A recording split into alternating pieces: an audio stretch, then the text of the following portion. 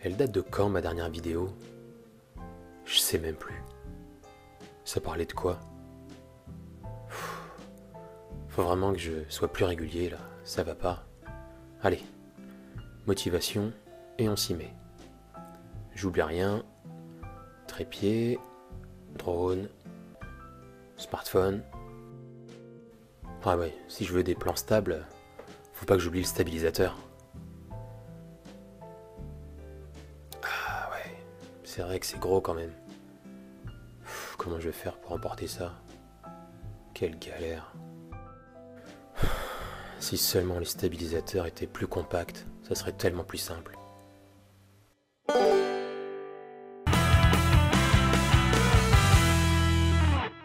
Salut YouTube, j'espère que vous allez bien. Je suis super content de vous retrouver pour une nouvelle vidéo. Dans cette vidéo, on va parler accessoires et plus spécifiquement stabilisateurs. Aujourd'hui, je vais vous parler du dernier stabilisateur de chez DJI, l'Osmo Pocket. Pour commencer, sachez que je vais séparer la vidéo en 4 parties. Première partie, on va déjà faire un petit tour rapide de l'Osmo Pocket. Deuxième partie, donc je vais vous dire à quelle personne il est destiné ou à quel type d'utilisateur il est destiné. Troisième partie, je vais vous montrer comment on l'utilise, quelles sont les différentes façons de l'utiliser. Et enfin, quatrième partie, ce que j'ai aimé et ce que j'ai un peu moins aimé. C'est pas parce qu'on aime un produit qu'on est forcément d'accord avec tout. Ouais. Allez, c'est parti pour la première partie, on y va!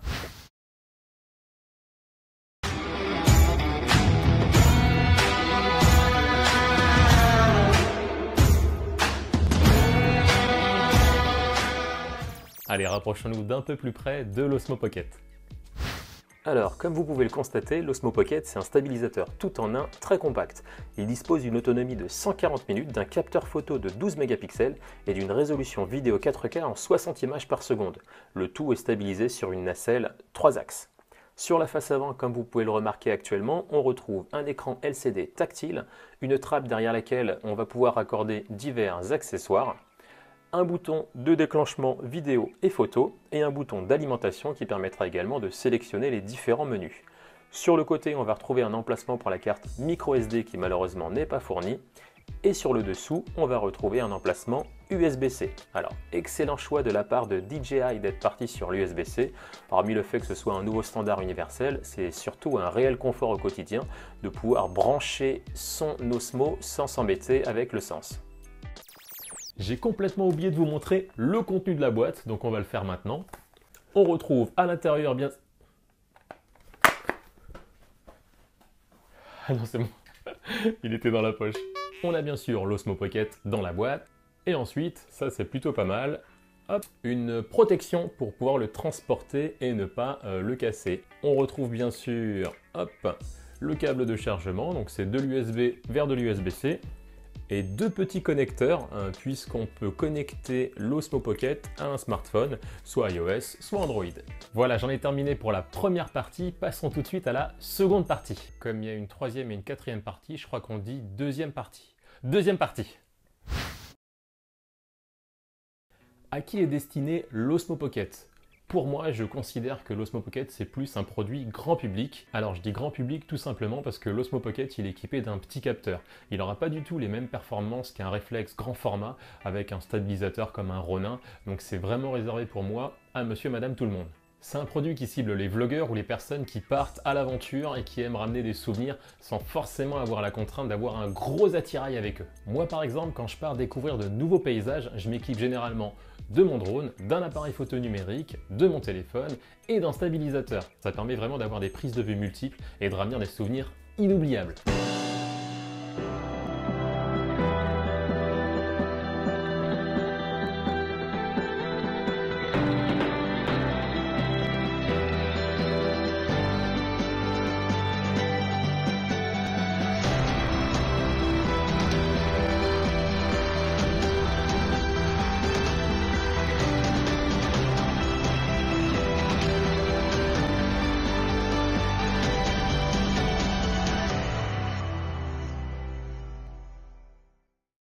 Mon cœur, quand est-ce qu'on repart en road trip? Bah tu l'as payé combien ton truc encore? 359, pourquoi? Bah c'est pas pour maintenant hein. Je pense qu'il convient particulièrement aux utilisateurs de drones puisque ça vous évitera quand vous serez en déplacement de jongler avec votre smartphone et de le mettre une fois sur le contrôleur du drone et une fois sur le stabilisateur. C'est beaucoup plus pratique, on laisse son smartphone sur la télécommande, on fait les prises de vue et quand on a besoin de faire une prise de vue au sol stabilisée, on sort l'Osmo Pocket qui est dans la poche, ça prend moins de place, un petit peu comme dans l'introduction, et c'est beaucoup plus simple. Allez, on passe tout de suite à la troisième partie pour voir un petit peu comment on utilise l'Osmo Pocket et quels sont les différents modes proposés. C'est parti! Vous avez deux possibilités pour utiliser l'Osmo Pocket. La première, c'est d'utiliser l'Osmo Pocket tout seul comme un grand de façon autonome. Il vous suffit simplement de tenir votre Osmo Pocket dans la main et de lancer votre enregistrement. Rien de sorcier. L'avantage de l'Osmo Pocket, comme il est tout petit, c'est de l'utiliser avec une multitude d'accessoires. Mais avant ça, il va falloir investir sur un accessoire indispensable, un adaptateur avec un pas de vis. Et oui, parce que l'Osmo Pocket, il n'a pas de pas de vis directement intégré à son châssis. Pour cela, je vous invite à vous rendre sur le site de DJI ou sur Amazon si vous voulez payer 6 fois moins cher. Une fois que vous avez fait l'acquisition de votre accessoire auprès de votre revendeur préféré, vous pouvez par exemple utiliser l'Osmo Pocket sur un trépied, comme ceci. C'est idéal si jamais vous avez besoin de faire des timelapses, c'est beaucoup plus simple que de le positionner sur une surface qui n'est pas forcément plane, donc je conseille. Vous pouvez aussi utiliser l'Osmo Pocket avec une perche à selfie. Très pratique ça pour les vlogueurs qui partent à l'aventure. Vous pouvez aussi utiliser l'Osmo Pocket avec un support guidon, vélo ou moto, peu importe. Vous pouvez aussi utiliser un support pour skateboard. Et non, c'était un piège, je l'ai moi-même essayé sur mon skate électrique et clairement le résultat n'est pas du tout probant. Pour une utilisation un petit peu plus extrême, je vous conseille les GoPro avec une stabilisation logicielle beaucoup plus adaptée que l'Osmo Pocket. Du coup, le support pour skateboard, je l'utilise sur mon tableau de bord de voiture et ça fonctionne plutôt pas mal. Vous verrez un extrait juste après dans la vidéo. Et enfin, je termine par mon accessoire préféré. Il s'agit du support pour bretelles de sac à dos. Ça c'est assez sympa parce que du coup quand vous partez vous balader, ça vous permet de profiter pleinement de votre environnement sans forcément vous focaliser sur ce que filme l'Osmo Pocket. Et lui il va suivre un petit peu vos mouvements, vos déplacements.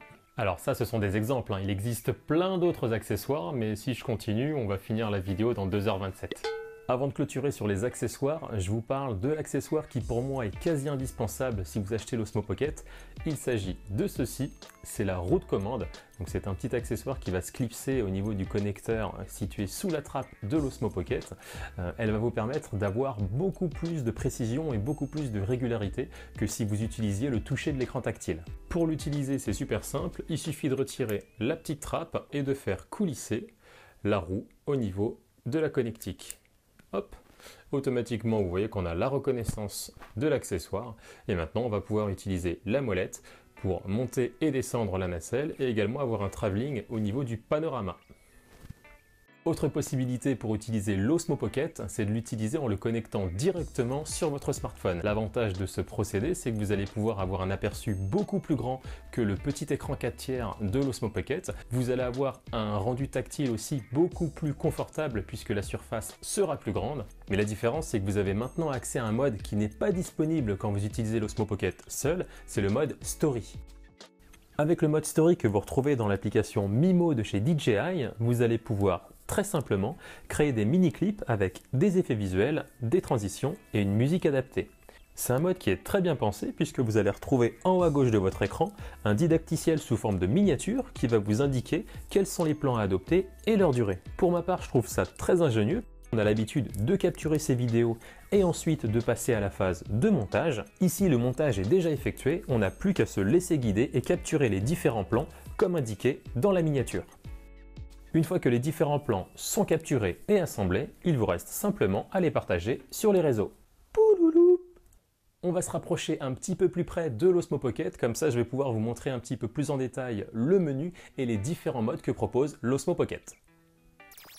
J'allume tout de suite l'Osmo Pocket pour vous présenter le menu et les différents modes. La navigation est assez similaire à celle des GoPro puisque vous avez un écran tactile.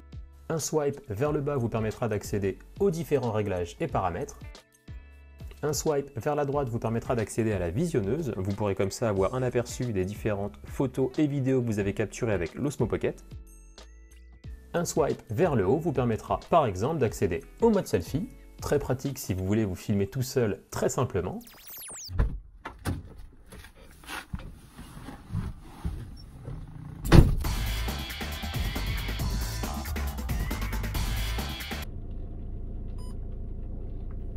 Alors les amis, j'en profite pour faire une petite aparté.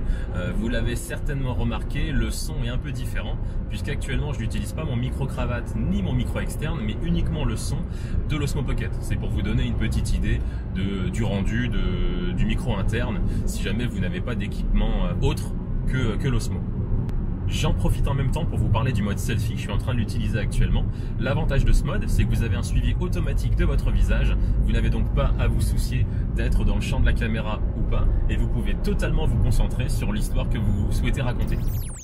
Vous allez pouvoir sélectionner l'intensité de la stabilisation.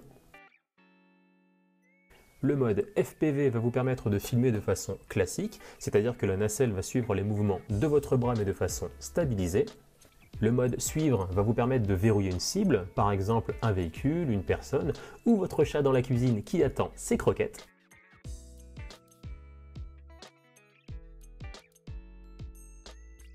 Le mode verrouillé qui va permettre de garder la nacelle dans une position fixe et ainsi de réduire les différents tremblements. Très pratique si vous êtes en voiture ou dans un train ou dans un avion par exemple. Un swipe vers la gauche va vous permettre d'accéder à d'autres modes, à savoir le mode photo, où vous pourrez sélectionner le format de l'image et éventuellement sélectionner un minuteur. Le mode vidéo dans lequel vous allez pouvoir choisir la résolution et également le nombre d'images par seconde. Le mode ralenti qui va vous permettre de réduire par 4 la vitesse de capture vidéo. Je vous conseille de filmer de façon normale, c'est-à-dire en 4K 60 images secondes et de ralentir par la suite au montage votre vidéo. De cette façon, vous allez pouvoir gagner en qualité et en fluidité sur votre ralenti. 2 timelapses vous sont proposés. Le premier est le timelapse traditionnel sur un plan fixe. Le second est le timelapse en mouvement qui vous permettra d'accélérer une scène alors que vous êtes vous-même en train de vous déplacer. Et enfin, 2 modes photo, les panoramas, un panorama en 180 degrés et un panorama avec une composition de 9 images combinées. Maintenant que vous en savez un petit peu plus... C'est moi, je précise parce qu'une paire de lunettes, ça change totalement un visage, n'est-ce pas?